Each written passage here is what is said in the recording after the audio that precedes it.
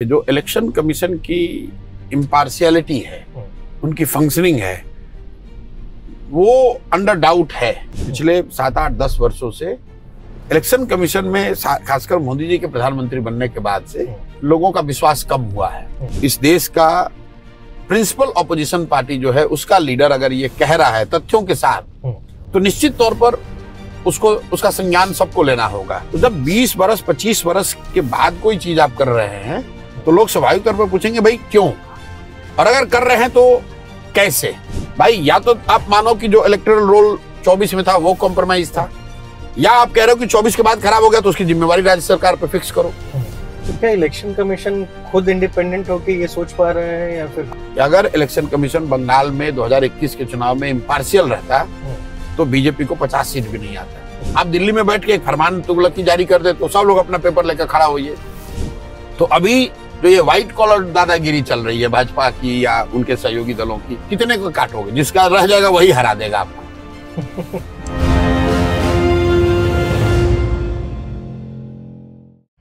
अच्छा, ये SIR प्रक्रिया जो चल रही है, क्या कहा जा रहा है कि करीब 50-60 लाख लोगों के वोट काट दिए जाएंगे। ये पूरी प्रक्रिया को जब आपने ध्यान से पढ़ा होगा तो क्या समझ में आया? देखिए, कितना चुनाव होगा? दो बड़ी बात समझिए। देखिए, जो इलेक्शन कमीशन की इम्पार्शियलिटी है, उनकी फंक्शनिंग है, वो अंडर डाउट है। और वो सिर्फ SIR की वजह से नहीं है। पिछले कई वर्षों से, पिछले 7-8-10 वर्षों से इलेक्शन कमीशन में खासकर मोदी जी के प्रधानमंत्री बनने के बाद से एक सिस्टमेटिक उसमें लोगों का विश्वास कम हुआ है। उसमें कितनी सच्चाई है नहीं है उस पर डिबेट हो सकता है। लोग ये कह सकते हैं कि भाई जो सत्ता में रहता है वो इलेक्शन कमीशन का इस्तेमाल या सरकारी व्यवस्थाओं का दुरुपयोग करता ही करता है। लेकिन टीएन सेशन के बाद, टीएन सेशन जी ने जो इलेक्शन कमीशन के जरिए जो रिफॉर्म्स करे, उसके बाद से उत्तरोत्तर इलेक्शन कमीशन की जो विश्वसनीयता थी वो बढ़ती गई। लेकिन 14 के बाद से वो घट रही है। उसके कई वजह हैं। The way elections are scheduled, वो किस तरह से फेजेज में कराए जाते हैं। इलेक्शन के दौरान जो एक तरह से बिल्कुल ब्लेटेंट पार्शियलिटी दिखती है कि अगर सत्तारूढ़ दल का आदमी कम्युनल हेट्रेड स्पीच भी दे रहा तो उस पर कार्रवाई नहीं होगी और ऑपोजिशन वाले पे हो जाएगी। या फिर जो टारगेटेड ऑपोजिशन की चेकिंग होती है, उनके रिसोर्स को रोकने का प्रयास होता है। तो आपको पहले बड़ा परिदृश्य समझना है कि जनरली इलेक्शन कमीशन पर लोगों का विश्वास या उस एज ए इंस्टीट्यूशन उसकी विश्वसनीयता पिछले 7-8 वर्षों में कम हुआ है।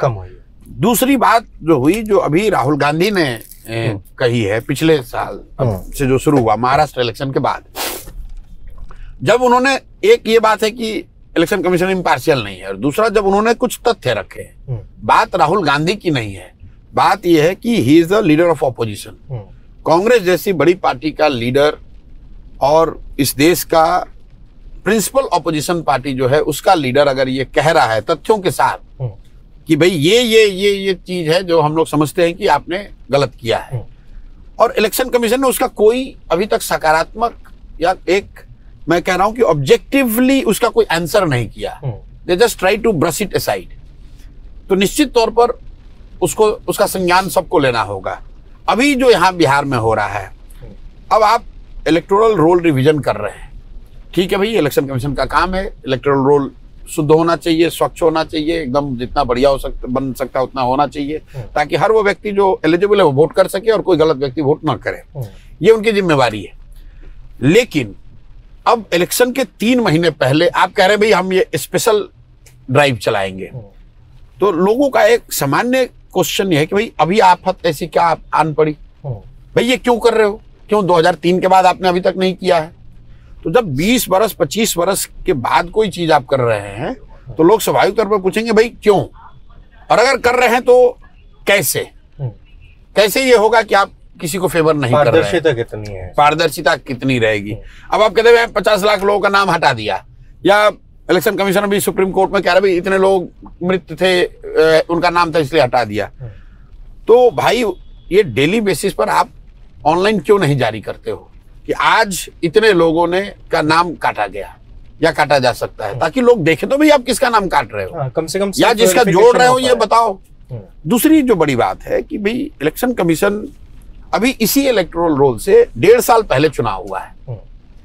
इसी इलेक्टोरल रोल के मतदाताओं ने पार्लियामेंट का चुनाव किया है, देश का सबसे बड़ा लोकतंत्र का जो सदन है उसका चुनाव किया है। प्रधानमंत्री का चुनाव इसी इलेक्टोरल रोल से हुआ है। आप कहते हैं कि वो ठीक नहीं है, तो क्या आप मान रहे हैं कि पिछला जो इलेक्शन हुआ था वो कॉम्प्रोमाइज इलेक्टोरल रोल से हुआ था? आप खुद ही फंस रहे हैं। और अगर आपने ये कह रहे हैं कि नहीं वो तो 2024 में हुआ था, 24 के बाद फिर रिवीजन होना चाहिए, शुद्धता उसकी और बेहतर की जानी चाहिए। कुछ लोगों ने कहा कि सूत्र बता रहे हैं इलेक्शन कमीशन के कि बहुत सारे नेपाली और बांग्लादेशी यहाँ रह रहे हैं। तो भाई या तो 24, अगर आप ये मान रहे हैं कि इलेक्टोरल रोल में उनका नाम था, तो इसका मतलब है कि 24 का जो इलेक्टोरल रोल था उसमें भी बांग्लादेशी, उसमें भी नेपाली थे। और अगर आप मानते हैं कि वो 24 के बाद हो गया, तो 24 के बाद बिहार में सरकार किसकी है? बिहार में सरकार है मोदी जी की, नीतीश कुमार की।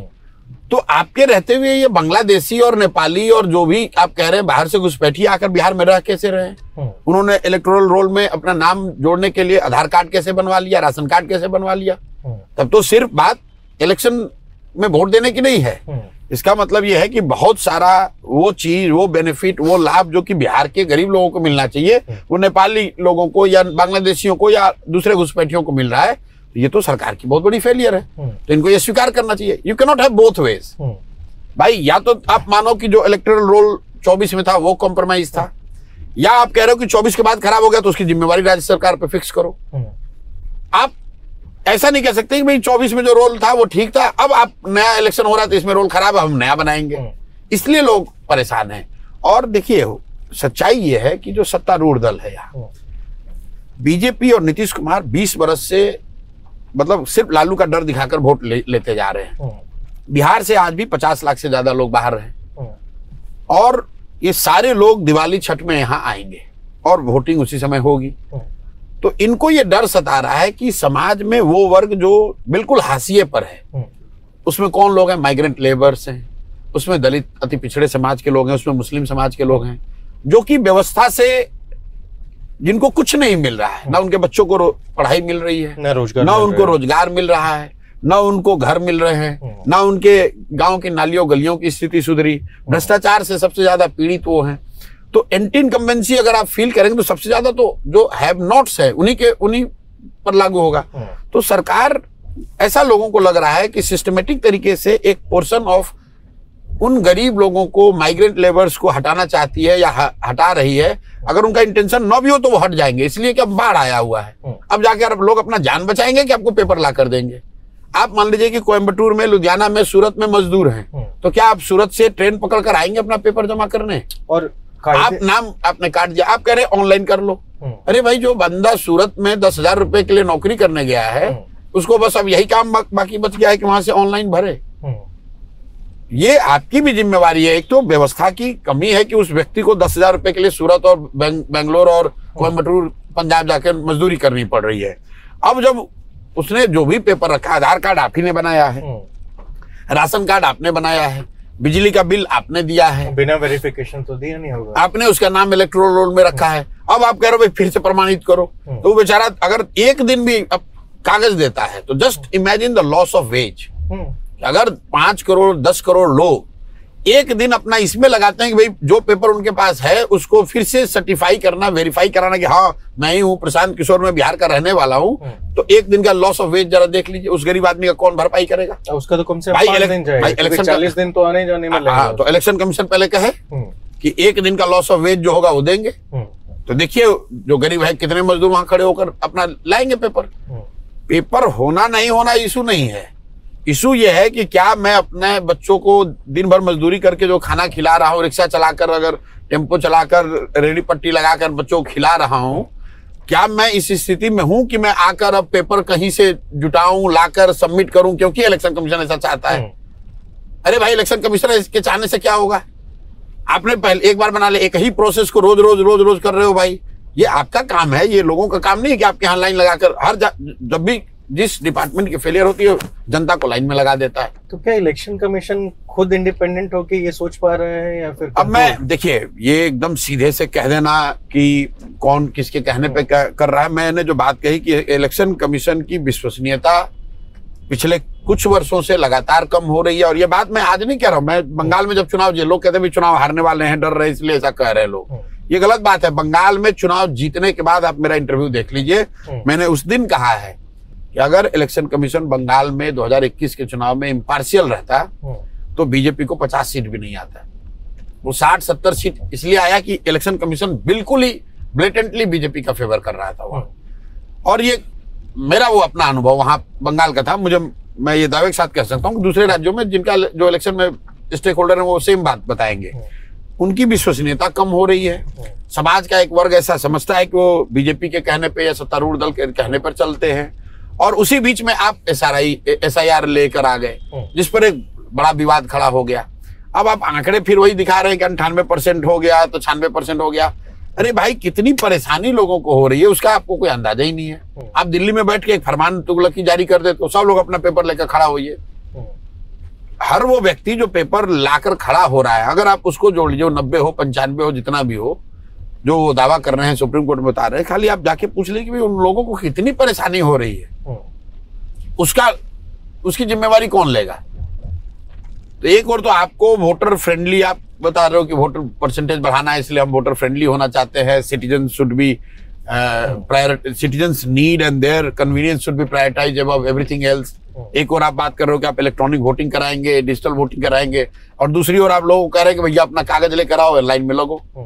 ये बिल्कुल गलत है और मतलब हास्यास्पद बात है कि ऐसा अलाउ किया जा रहा है और ऐसा हो रहा है। लेकिन देखिए, इस कंडीशन में बिहार में कितना नुकसान होगा सभी के लिए। देखिए, मैं आपको एक चीज बता दूं, ये जो अभी हल्ला हंगामा हो रहा है ऐसा नहीं है, लोकतंत्र बहुत मजबूत है। कितना इलेक्शन कमीशन चाहे लोग, कितना ही ये बिहार यूपी जैसे राज्यों में हम लोग जब बच्चे थे हम लोगों ने देखा है पूरा बूथ का बूथ लूट लिया जाता था।